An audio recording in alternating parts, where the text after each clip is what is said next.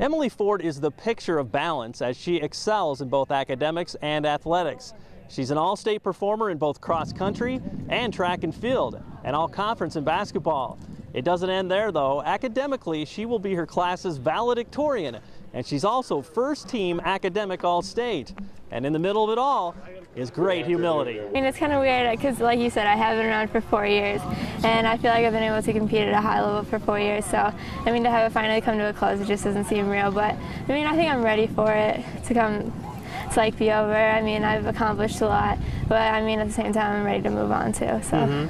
How about you? How have you maintained that consistency? What are some things that you feel like you've been able to do throughout your career, I guess? Just hard work every day. Like, I mean, you are going to have ups and downs in your career, and so, I mean, there are going to be times when you're not running as well as you want to, but just keep pushing through, keep working hard, training hard every day, and just not letting your day go by without thinking that you've given it 110%. I can always remember back in 8th grade when we had to write our letters to ourselves at senior year, and I remember her saying, "I want to be valedictorian," and I distinctly remember going, "What is valedictorian, Emily? Like, never even heard that word before." And she's like, "Well, it's just someone that's like the top of the class, like all around person." I was like, no way, like, whatever. And like till this day, like I always remember that. I mean, she has such dedication and such a drive that incredible. I mean, she pushes through it all.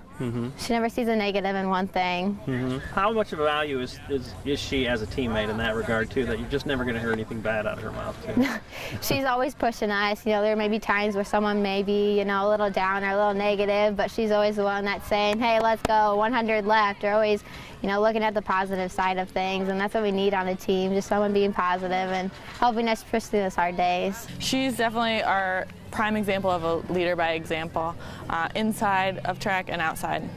She is one that we're proud of in the classroom, we're proud of at every practice, every meet. We always know that she's going to put 100% effort in, and that's how she leads the best.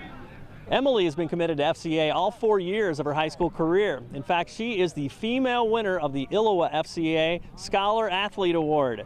And her faith certainly fuels all the excellence in her life. Like, God is my rock. He has a plan for my life, and so I guess like if this is it right now, that's where I am. So I just think that like I'm not always gonna have success. Okay, I'm not always gonna have success, and so I always have God. I mean, I know that He is my strength. He's my rock, and He has a plan for my life. So. And so much of that is kind of counterculture right now to what you might see in the hallways or you see on TV, things like that. Yeah. How have you maintained that discipline and that firmness in your faith too? I think developing good friends. I mean, like the girls who just ran by the track, they're all like involved in FCA, and so just surrounding yourself with Christians and people who are gonna like have the same morals as you is really important. She's worked so hard her high school years. I mean, being an athlete, being a person who studies her heart out, being a Christian, being a part of her family. There's so many things that she has to juggle, and I feel like when it comes to college, she's going to be able to put it all on her plate and just be able to hold it up and be strong. And what's it been like for you, you know, having a fellow believer like that you can really bounce things off of and really share your heart with too? It doesn't come every day where you have a teammate that you can sit there and pray with each other before every race. I mean, she always, we pray with each other, we hold hands, and I can't tell you the calmness that comes over me right before a race, and to have that teammate that calms me when I'm extremely nervous, and she's extremely nervous as well. She just steps up and she takes my hands and she just prays with me, and it's a blessing. It truly is. Success isn't measured by like number of medals, valedictorian or whatever. I mean, success can be different things. It can be, I don't know, like working to like get to know another person, or I don't know, working to just run a race without stopping. I mean, everybody has different like levels of success. So I mean, this is just what I set out to do, and like other people can set out to do different things.